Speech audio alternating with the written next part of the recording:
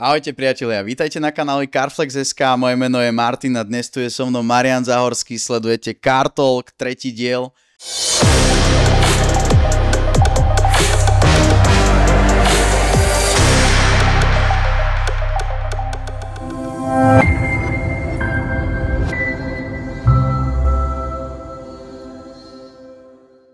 Ahoj Marian. Ahojte. Marian, predstav sa nám troška. Tak, volám sa Marian Zahorský, môj nickname je Mazahor. OK, Mazahor, ako si spomenul.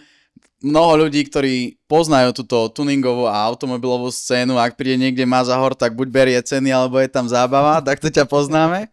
Môže byť, ale neviem, že prečo je to tak. Tak, možno to odhalíme teraz. Marian, predstav nám toto auto. Toto je Nissan 350Z, má 3,5 liter V6, 270 koní. Trošku má úpravy motoricky, ale to zvýšili výkon iba 10-20 koní, nič viac. Na tomto aute neupúta len tá motorizácia, ale hlavne aj tu tento vonok. Čo je to za lakovanie? To som robil ja spolu s kamarátom, on sa volá Gábor Pilko a 3 týždne sme robili na tom, aby sme si vytvorili tento diel. Takže v rámci hobby sa venuješ aj airbrushu, áno? Áno, vedľa práci. Ako si sa k tomu dostal? Od malička rád kreslím. Najprv do magazínu som kreslil auta ceruzkou na papier a potom časom, ako tam som posielal moje kresby, tak stále som vylepšil moje skúsenosti ohľadne kreslenia. Ale ako som potom išiel na výšku, trošku som prestal s tým, len stále sa mi páčili, že ľudia ako pracujú s airbrushom, ako malujú na príľby, na auta, na motorky a na hocičo, tak som trošku študoval a že kúpim si airbrush pištol a uvidíme, čo z toho vznikne. OK, takže toto bolo vlastne tvoje prvé umelecké dielo v rámci toho všetkého, áno? Na auto, áno. Ale najprv som začínal na diely na moju motorku, potom nejaké malé príľby na bicykel alebo na motorky a potom som bol na tom tak, že ako môžem predstaviť moju prácu, keď idem niekde, že stále budem nosiť so sebou príľby alebo neviem čo a potom som rozhodol, že urobím aj na auto niečo a hoci kde pôjdem, tak potom môžem reprezentovať moju prácu. Takže je ti jedno, aký povrch a čo to je? Dokážeš to spraviť aj tak veľmi kvalitne a veľmi precízne, tak je? Ďakujem, áno. Je to stena, auto, motorka, príľba, ovládače, je to jedno. OK, vráťme sa ale naspäť k autu. Tá 350Z, bol to tvoj sen, alebo ako si sa dostal vlastne k tomuto autu? No, tak ako každý, kto má rád auta, tak a rád hrá nejaké hry, tak asi začína s Need for Speed a tam ako underground, ako som hral, tak som väčšinou hral na 350-ke a potom som povedal, že asi to bude môj vysnívaný sen, že raz kúpiť toto auto a potom ako som aj kúpil, som išiel domov s autom a kamarát ma uvidel a povedal, že no ty si povedal, ako si bol mladý, že raz kúpiš takéto auto. K tomu sa viaže aj takýto príbeh, taký menší rodinný. Niekto bol za a niekto proti tomuto autu. Vieš mi to viac povedať? Áno, tak mamina sa potešila, ale otec bol taký, že má tu iba dve miesta a že veľa spotreby a že na čo mi to bude toto auto. Ja som povedal, že no to nechá na mňa. Tie 350Z sú kult sami o sebe a myslím, že tá japonská kultúra sa aj dosť rýchlo dostala do Európy. Je to presne to hrou, ktorú si spomínal, ale taktiež ja si pamätám rýchlo a zbesilo. Tokijská jazda, ako to 350Z išlo tým parkovacím domom bokom napred. Bolo to extrémne, takže verím, že to ovplyvnilo dosť veľa aktuálnych majiteľov tohto auta. Určite. Čo sa týka tohto, bolo to aj tvoje prvé auto, alebo mal si ešte predtým niečo? Spolu s otcom sme kúpili Seat Ibizu. Na tom som kvázi naučil jazdiť. Sem tam trošku menšie nehody, ako kým sa človek spustí do toho, ale potom ako som začínal pracovať, tak cez pol roka pozeral na Bazoše alebo Autobazar, už neviem, presne toto auto a som rozmýšľal nad tým, že prečo neísť pozrieť naživo, tak som zobral kamarátom a sme išli vyskúšať. On má takisto športové vozidlo. Vyskúšal to, povedať, že motoricky je to bomba, tak smerom už naspäť, ako sme išli domov, som rozmýšľal nad tým, že ako kúpiť toto auto. A týždeň na to som išiel na tomto domov. To auto vlastníš aktuálne koľko rokov? Aj minimum 10 určite. 10 OK, čiže je v tvojej garáži už dlhšiu dobu. A Áno. takto, ako vyzerá aktuálne, to máš koľko rokov?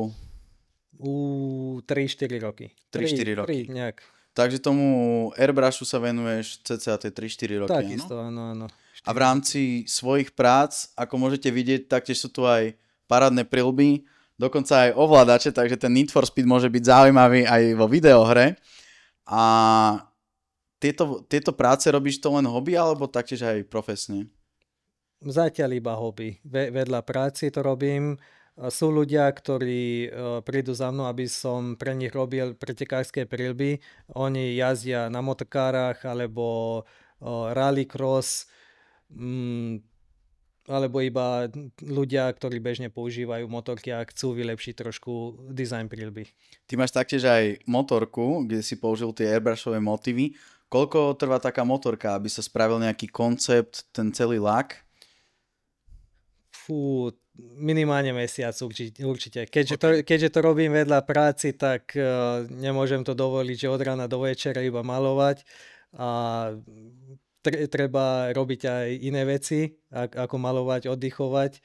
A tak minimálne mesiac určite, kým všetko sa dá dokopy, plus ešte lakovať a tie podrobné práce.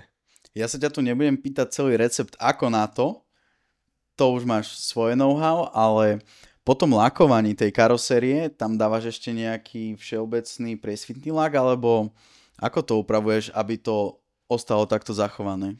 Áno, presne tak, že klasický lak na to ešte pôjde. Ako sme si na to dali Lamborghini Orange farbu, potom na to airbrush a celolak. OK, mnohí ľudia sa už teraz určite pýtajú, či je to v pohode s našou legislatívou. Vieš mi poskytnúť takéto info? Áno, je, lebo keď farba nepresiahne 50% a akože zostane tú farbu, čo je zapísané do technického preukazu, tak tým pádom to neriešia. OK, takže ak by ste mali záujem o takéto parádne lakovanie, možno iný dizajn, ale kvalita určite zaručená, tak ťa nájdu na akom webe alebo na nejakých sieťach? Mám webovú stránku www.mazordesign.com alebo na Facebook alebo Instagram ako Mazaur03 a na Facebooku takisto Mazaur Design. OK, takže nezabudnite sledovať Mariana aj na sociálnych sieťach a ja teraz nadviažem, už ťa stretávam dlhšiu dobu na tej tuningovej scéne a myslím, že tu je určitá časť, takže zberáš fakt tie trofeje skoro úplne všade. A chcem sa spýtať, ty si taktiež aj spoluorganizátor AMTS, alebo teda si v týme AMTS Slovakia. Ak by si nám vedel o tomto projekte povedať viac? Do AMTS Slovakia som vstúpil minulý rok. Vtedy som išiel iba ako vystavovateľ na AMTS do Budapešti a tam som videl na tých organizátorov, že majú z toho veľa, tak som sa pýtal, že či nechcú nejaký výpomoc. A vtedy povedali, že asi áno, tak sme si dali dokopy hlavy, sme si porozprávali o tom, že ako by som mohol im pomôcť a tak som dostal do týmu. Čiže v týme si už druhý rok, ak dobre chápem, a v rámci toho portfólia, čo vy ponúkate, to Cars in the Castle, taktiež to AMTS Budapešť, vieš nám to nejako jednotlivo opísať, ktoré, alebo čo tam môžeme vidieť? Na AMTS Slovakia, tam to je taká skupina, kde sa môže spojiť hocikdo alebo každý a väčšinou zbierame ľudí potom do Budapešti, čo je koncom marca každý rok. Tam môžu vystavovať svoje vozidla a Cars in the Castle robíme 3-4 krát za rok také akcie. Budúci rok chceme to zvýšiť na 5 akcie a tam v rámci Slovenska. OK, čiže sú to rôzne zaujímavé miesta a mestá, v rámci ktorých je nejaká historická budova alebo nejaká historická architektúra a tam sa vystavujú tie autá, áno? Áno. Cars in the Castle väčšinou kaštiele a AMTS to je Budapešti ako je Ungexpo. Ak by si mohol povedať, ktoré sa ti páči viac, či to je tá Budapešť, alebo presne koncept Cars in the Castle, vedel by si vybrať? Ani nie. Všetky eventy majú svoje to čaro alebo takú dobrú atmosféru. Áno, rozhodne. Aj tie benefity toho, že v rámci tej AMTS Budapešť my sme sa zúčastnili tento rok. Bol som tam prvýkrát a bol som fakt reálne prekvapený, koľko aut tam je, koľko konceptov a koľko toho automobilového umenia, to nazvem v celku, tam dokážeš spoznať. Každý tam má nejaké iné chute, nejaké iné tvary tých vozidiel a všetci si tam nájdú to, čo chcú. Áno, sú tam tuningové auta, historické auta, motorky, aj vojenské stroje, aj drifty, všetko. Áno. Všetko je tam, čo sa týka auta.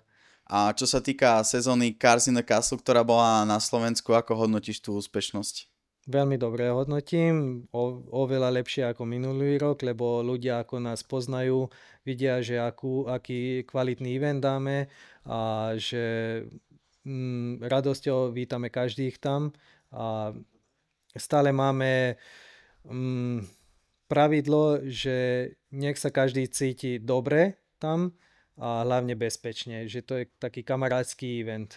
Áno, a čo sa týka vystavovateľov, aké by si vyzdvihol najväčšie benefity toho vášho eventu Cars in the Castle? Ako myslíš? Napríklad, prečo by sa ľudia mali zúčastniť a vystaviť práve to ich auto na vašom podujatí? No, každý je tam ocenený, určite minimálne s tým, že keď príde na event a sa prihlási, tak dostanú proticenu, nejaké malé darčeky v taškách a máme veľa ceny a akože aj veľa skupín, na ktorých rozdávame, lebo tam máme skupinu Ameriky, Tuning, Oldtimer, Youngtimer a ešte US Cars. OK, čiže... Nie, to som spomínal, US Cars ako prvý. Ameriky, Youngtimer, Oldtimer, Tuning a ešte ktorý piaty. No teraz som zasekol, sorry. V podstate každý, kto má zaujímavé auto, je vítaný a my sa budeme tešiť na jeho návštevnosť. Čo sa týka toho vystavovania tých vozidiel, tak dosť často sa stávajú aj nepríjemné situácie v rámci ľudí, ktorí tam prídu na tie auta pozerať. Je to vec, ktorá sa vždycky upozorňuje a zdôrazňuje v rámci týchto výstav, ale ľudia to nerešpektujú. Ja by som to v tomto videu chcel vyzdvihnúť alebo na to upozorniť, pretože majiteľia takýchto zaujímavých aut to nemajú radi a môžeš mi to teda viac povedať o tom. Áno, som prišiel na 5. skupinu, to je exkluzív auta. Okay. A sa vráťme k otázkam, tak áno, väčšinou ľudí, alebo nie väčšinou, sú ľudia, ktorí nemajú taký pocit autám, ale iba prídu pozrieť tie auta, ale oni sa dotýkajú a idú dosť blízko tými autám a nedávajú si na to pozor a stanú sa takéto veci, že niečo sa otrhne a poškodia auto, tak dobre by bolo, aby do budúcna, že tí ľudia, ktorí prídu pozrieť tie autá, ktoré sú tam vystavené, dali na nich veľký pozor. Predsa len v rámci bezpečnosti je to určite lepšie, lebo môže sa stať aj nejaké menšie nešťastie alebo nejaký úraz. Ty si mi spomínal aj taktiež, že chodíš po rôznych eventoch nielen po Slovensku a teda najbližší event bude ktorý, alebo kde ťa môžeme vidieť ešte túto sezónu? V októbri za 2 týždne pôjdeme do Budapešti, Tuning Retro Festival, tam sme pozvaní, tam pôjdeme 5 autami a to bude oveľa menší priestor ako AMTS-ko, lebo to bude ako nejaká stará vlaková stanica alebo niečo také a tam budú vystavené auta, aj tuningové, aj retro vozidla a preto vyberali veľmi auta, že ktoré tam dajú vystaviť. OK. Vráťme sa ešte znova k tomuto autu a ty si spomínal, že má nejaké menšie drobné úpravy motorizácie. Čo sa týka interiéru, tak si tam nechával sériový alebo taktiež tam máš niečo? Interiér som zatiaľ nechal tak sériový, ale mám plány. Tam chcem prerobiť čalúnenie, aj sedadla, aj volant, aj riadiacu páku, aj strechu, takže teraz cez zimu mám plány, aby som trošku menila interiér. OK, a toto auto dávaš zazimovať, alebo jazdíš na ňom celosezónne? Cez zimu nejazdím, to stále 2, 3, 4 mesiace leží a spinka. OK. Aké máš očakávania od budúcej sezóny? Kde napríklad ťa môžeme vidieť, alebo na čo sa ty tešíš už budúci rok? Určite na MTS, čo bude v Budapešti koncom marca a potom Cars in the Castle eventy. Tam určite pôjdem a Powerfesty, tam rád chodievam, lebo tam takisto je veľa zábavy, ako sú aj zrýchlenia, dragy, auta sú vystavené, aj motorky, niekedy zvykli robiť tam aj stunt riding, že s motorkami tam robia aj všelijaký show. A to je celkom dobrý event aj v Trenčine a to aj na Slovakia Ring. Veľmi dobrá komunita a taktiež zaujímavé auta. A už si to spomenul, motorky, taktiež máš záľubu v motorkách, tak povedz nám niečo o tomto. Motorky ja veľmi mám rád od malička, stále keď som išiel, keď som bol mladý a som videl na cestách, že ide motorka, tak poviem jeden príbeh, že nikdy sa mi nestalo to, že by som sa otočil tak za ženou, že som narazil do stĺpa, ale sa mi už nastalo to, že som otočil tak za motorku, že som narazil do stĺpa. To sa stáva, ja to mám, dá sa povedať, že to isté sa vystáva s autami. A ak by si mal vybrať, či chceš radšej jazdiť celý život na aute, alebo celý život na motorke, čo by bolo pre teba atraktívnejšie? Tak by som odrezal do polky a polovica jazdil na aute a polovica na motorke. OK, čiže nevedel by si asi vybrať, že? Nie, obidve majú svoje čáro, alebo to feeling. Aj okay. Na aute, aj na motorke, to je úplne niečo iné. OK. A v rámci tohto auta, ak by si vedel vybrať možno jeden detail, ktorý sa ti páči najviac na tomto aute, ktorý by to bol? Zadný pohon. Zadný pohon. OK. A čo sa týka exteriéru alebo interiéru? Celkový slad, dizajn auta. Neviem to povedať presne na detail, že čo sa mi páči najviac na aute. Tak celkovo. OK, a pri tom zadnom pohone teda asi aj oceňuješ jazdné vlastnosti. A čo je také najlepšie na tomto aute? Alebo čo ti dokáže vyčariť najväčší úsmev? No keď vypnem ESPčko, tak niekedy, tak ako si aj ty spomenul, že bol Fast and Furious a tam sa išli na 350 bokom, tak to takisto dáva taký feeling, že keď šlapne na plyn a potom zadok trošku tak ide a musím s volantom riadiť, aby som to držal na asfalte. Ale ja nie som taký dobrým drifterom a je mi ľúto zničiť s tým auto. Sú na to ľudia, ktorí jazdia ako profesionálne drifteri, ja iba sem tam, ale nie na cestách, ale iba vedľa, tak keď sa dá, tak iba trošku. Koľko jazdíš na diaľnici? Ako sa mi chce. Zdravíme políciu Slovenskej republiky. Čo ešte dáme? Väčšinou idem 130 v pohode. Okay. Ako som vtedy, keď som chcel, bol som na tom tak, že predať toto auto. No, tipný príbeh to môže byť, že ja som dal na autobazák, že predám auto. A potom mi stále volali za Ačky, že to chcú predať. Ja som povedal, že po 10 000 to nepredám. Oni, že dobre, ale že mám ísť do Nový Zámok. Ja, že tam neidem kvôli tomu, že mi tam chcete dať nižšiu cenu. Ja iba vtedy pôjdem do Nový Zámok, keď mi dáte minimum tých 10. Dobre, tak som tam išiel. No, akože som bol už late, takže som sa ponáhľal, tak som išiel tam, kde je 90 140 a rovno policajt. No tak som sa zastavil a on, že pokuta a on sa pýta, že či viem, že koľko som išiel a že nie, tak asi okolo 90 a čo nie, že 140, že to je na diaľnici je veľa. Ja že no tak, že sa ponáhľam niekde, dobre. Tak mi dali peknú pokutu a som pokračoval počas ceste. A v Nový Zámok, tam som sedel 2 hodiny minimálne, kým ma zobrali dovnútra, sa pýtali o aute, potom pozreli celé auto, že vyhodnotenie ešte trvalo hodinu a potom keď vyšli, povedali, že 6 000. Ja že what the heck? Že ja som povedal, že po 10 000 neidem. A že tu už čakám minimálne 4 roky a chcete mi za to dať 6 000, plus ešte som dostal aj pokuty za to, že som prišiel za vami sem do Nový Zámok. Ja som povedal, že nie, oni, že počkajte, skúsime tak vybaviť.